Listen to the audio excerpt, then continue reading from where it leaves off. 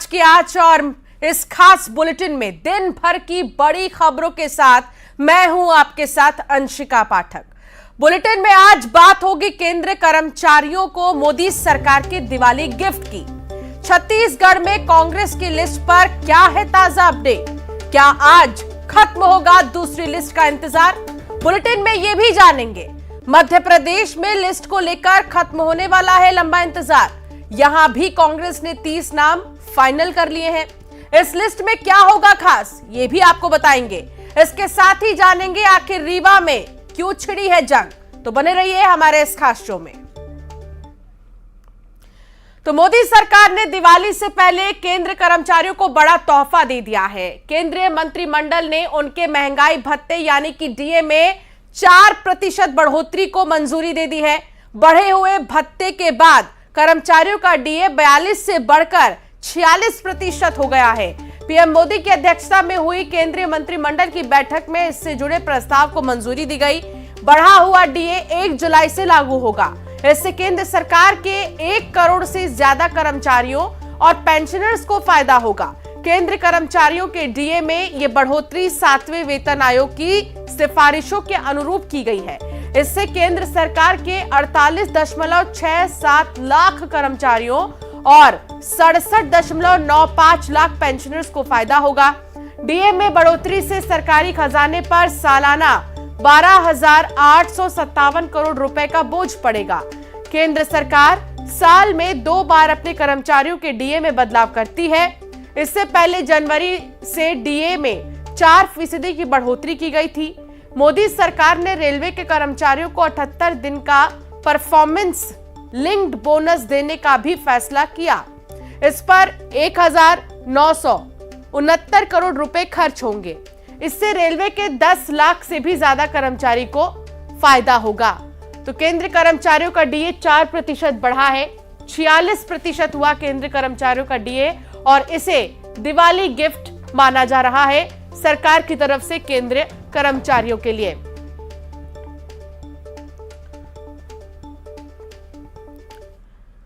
और अब बात होगी रायपुर से आ रही बड़ी खबर की, जहां कांग्रेस आज लिस्ट जारी कर सकती है। छत्तीसगढ़ कांग्रेस आज सूची जारी कर सकती है। दूसरी सूची आज जारी कर सकती है कांग्रेस और सूत्रों के मुताबिक सभी सीटों पर उम्मीदवार तय हो गए हैं। छत्तीसगढ़ की बची सीटों पर उम्मीदवारों का ऐलान होगा। प्रथम चरण के लिए मतदान के लिए जगदलपुर सीट पर भी उम्मीदवारों का ऐलान होगा, जिसको देखते हुए कांग्रेस की तरफ से कहा जा रहा है कि बहुत जल्द बचे हुए उम्मीदवारों के नामों का भी ऐलान कर दिया जाएगा। बड़ी खबर आपको बता रहे हैं क्योंकि उम्मीदवारों के नाम फाइनल हो गए हैं, बस ऐलान करना बाकी है। बची हुई सीटों को लेकर जगदलपुर सीट पर भी उम्मीदवार का ऐलान होगा। और पहले चरण की अगर हम बात करें तो मध्य प्रदेश के साथ साथ छत्तीसगढ़ में भी चुनाव है और छत्तीसगढ़ के लिए 2 चरणों में चुनाव होने हैं। 90 विधानसभा सीटें छत्तीसगढ़ की। हॉट सीट्स पर कई हॉट चेहरे भी देखने को मिल रहे हैं। तो दूसरी तरफ अभी इंतजार कुछ सीटों को लेकर बाकी है। अशरफ हमारे संवाददाता साथ जुड़ गए हैं। अशरफ, बात अगर करें छत्तीसगढ़ की लिस्ट की तो अभी बहुत से ऐसे उम्मीदवार हैं जिनके नामों का ऐलान नहीं किया गया है। तो क्या मान के चले कि आज ये लिस्ट आ जाएगी? देखिए, आज लिस्ट आने की उम्मीद जरूर सभी बरकरार किए हुए हैं, लगाए हुए बैठे हुए हैं। सबको उम्मीद है कि आज लिस्ट आ सकती है।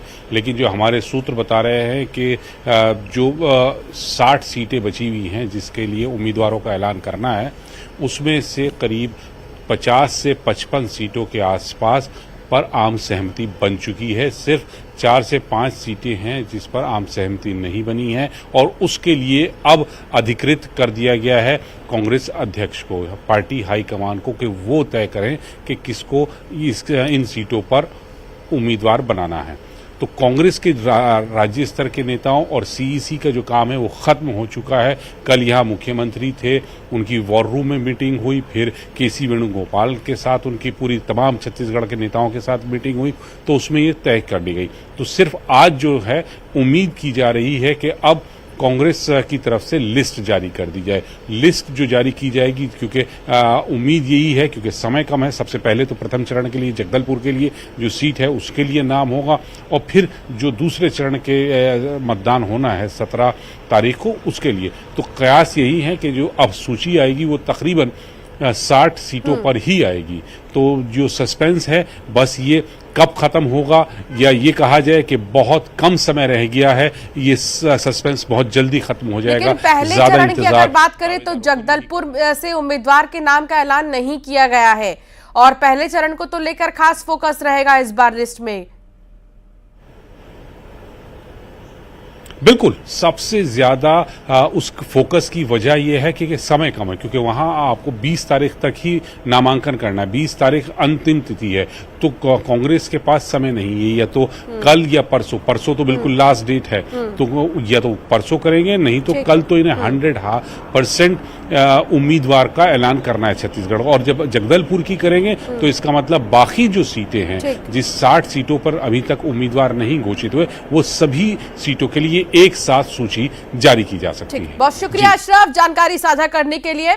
तो कुल मिलाकर देखा जाए अगर तो कांग्रेस की तरफ से अभी लिस्ट जारी करने को लेकर सस्पेंस बरकरार है, अभी इंतजार करना बाकी है। लेकिन एक और बड़ी खबर बात करेंगे छत्तीसगढ़ की, जहां कवर्धा के दौरे पर आए असम के मुख्यमंत्री हेमंत बिस्वा शर्मा ने प्रदेश के वन मंत्री मोहम्मद अकबर पर बड़ा हमला बोला। हेमंत बिस्वा शर्मा ने कहा कि एक अकबर आता है तो 100 बसाता है, जनता को इसका ध्यान रखना चाहिए। और साथ ही उन्होंने क्या कुछ कहा, सबसे पहले आपको सुनाते हैं।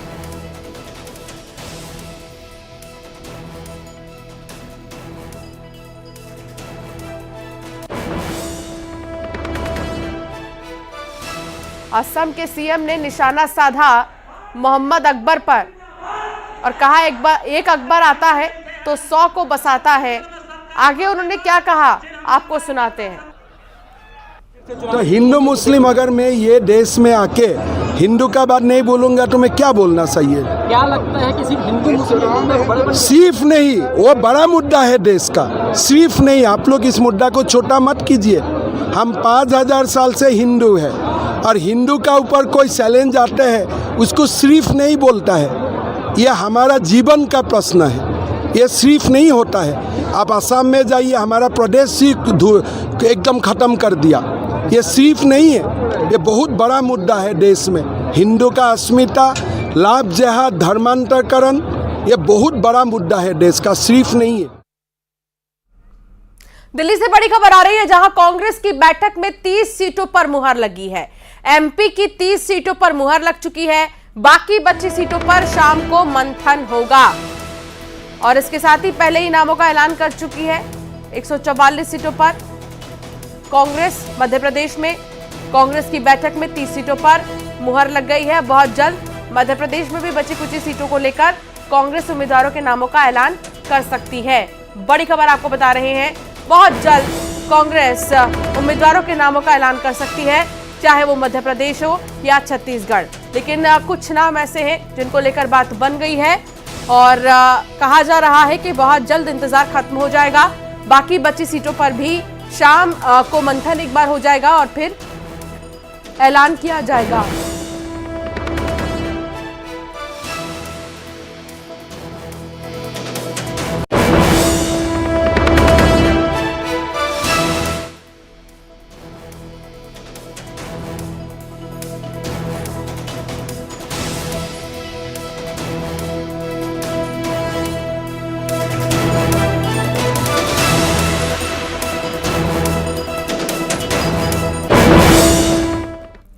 तो छत्तीसगढ़ के रण में बीजेपी ने पूरी ताकत झोंक दी है। पार्टी के दिग्गज लगातार दौरे कर रहे हैं।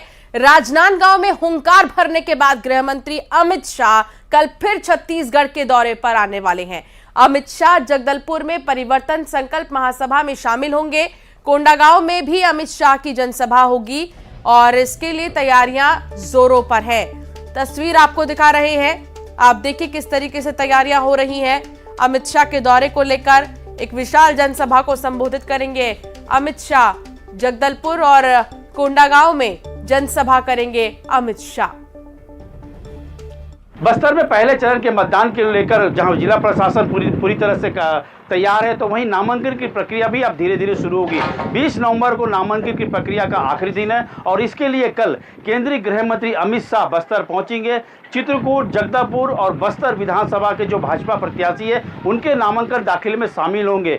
संभावित कार्यक्रम है कि कल केंद्रीय गृह मंत्री अमित शाह जगदलपुर 11 बजे पहुंचेंगे और ये लालबाग मैदान है जिसे तैयार किया जा रहा है। यहाँ पर कल आम सभा को संबोधित करेंगे और जो काम किए जा रहे हैं देख सकते हैं, एक विशाल मंच बनाया जा रहा है और इसी मंच से कल केंद्रीय गृह मंत्री अमित शाह सभा को संबोधित करेंगे। इसके बाद जो एकत्र भीड़ रहेगी, कार्यकर्ताओं की भीड़ रहेगी, इसके बाद वे सभी कलेक्टर पहुंचेंगे और जो 3 प्रत्याशी हैं बस्तर, चित्रकूट और जगदलपुर, इन 3 प्रत्याशियों के नामांकन दाखिले में शामिल होंगे। तैयारी की बात करें तो भाजपा इस पूरी तैयारी में जुट गई है। उनके प्रवास को देखते हुए अब कल का इंतजार है केंद्रीय गृह मंत्री अमित शाह का। श्रीनिवास नायडू, न्यूज 18 जगदलपुर।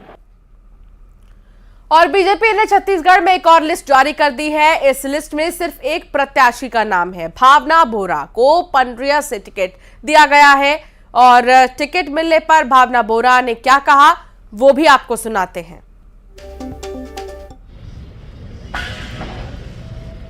प्रदेश की मेरी पूरी टीम का, डॉक्टर रमन सिंह जी का और समस्त जिले वासियों का, बूथ स्तर तक के कार्यकर्ताओं का बहुत अभिनंदन करती हूं कि जिन्होंने प्रत्याशी के रूप में यहां पे मुझे अवसर दिया है। और एक ही विश्वास दिलाना चाहूँगी, जिस विश्वास के साथ मुझे यहां पे प्रत्याशी बनाया गया है, मैं पूरी कोशिश करूँगी ईमानदारी के साथ कि सबको साथ में लेकर चलते हुए वापस से पंडरिया को उसी विकास से हम लेके जाए जो 15 साल डॉक्टर रमन सिंह जी की सरकार के समय था।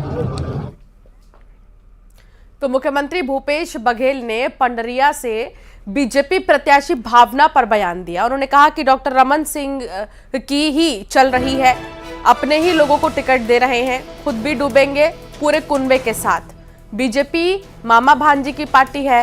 राजनांदगांव में मामा और पंडरिया से भांजी प्रत्याशी।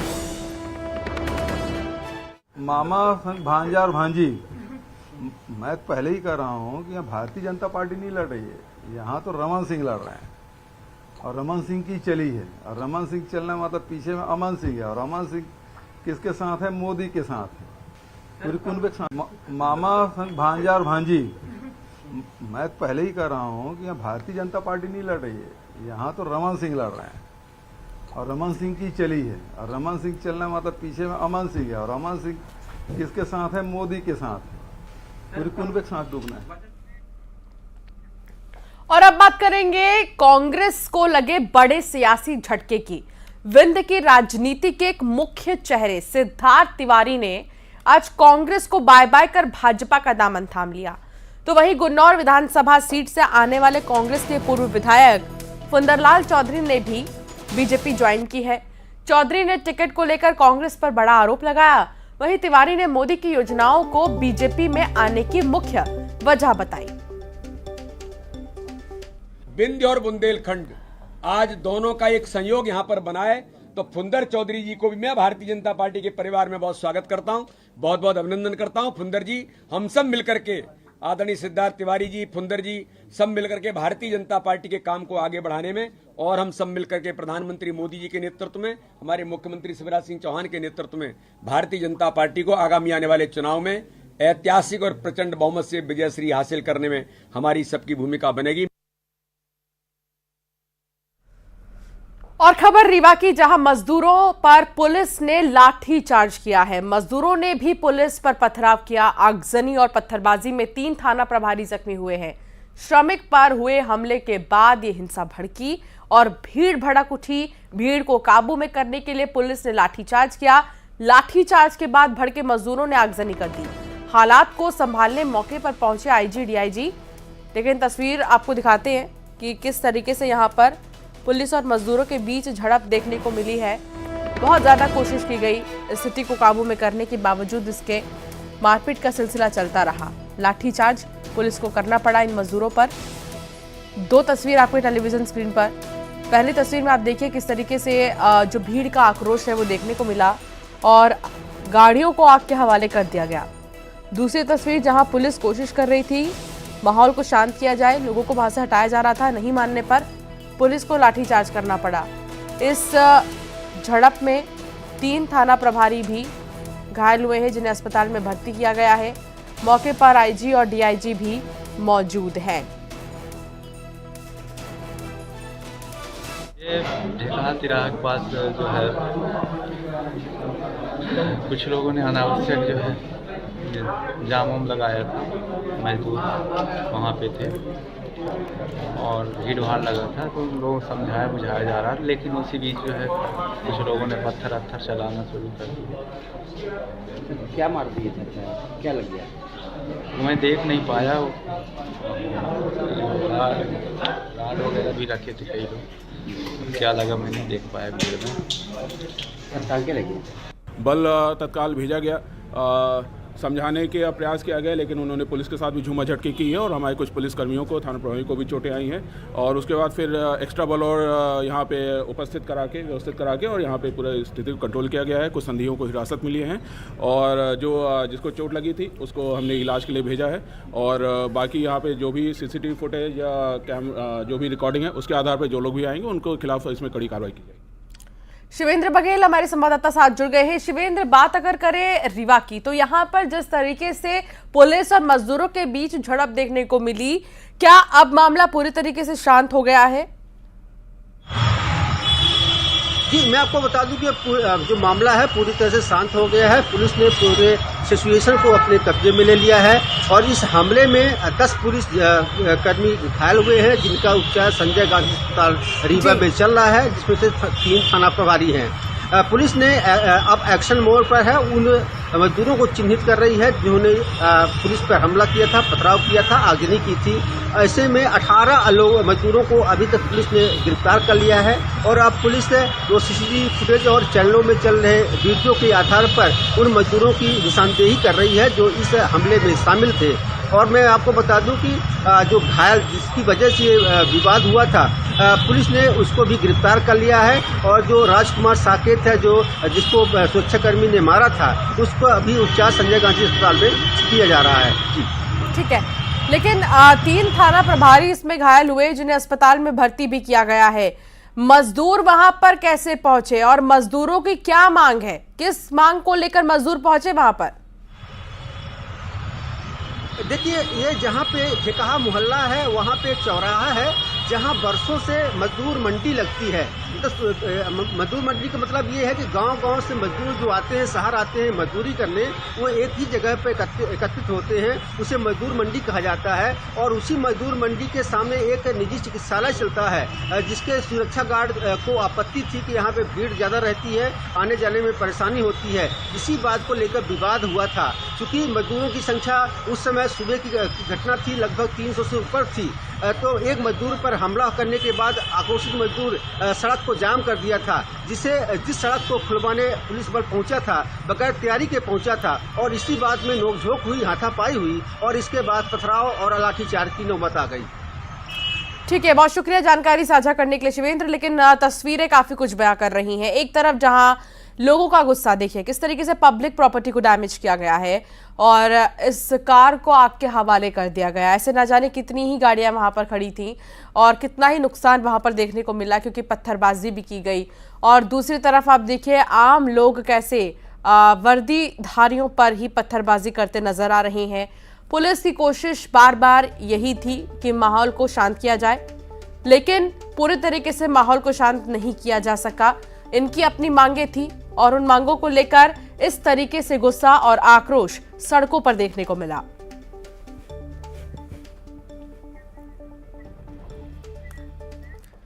और फिलहाल 5 की आज में इतना ही। आगे भी खबरें जारी रहेंगी, आप बने रहिए हमारे साथ।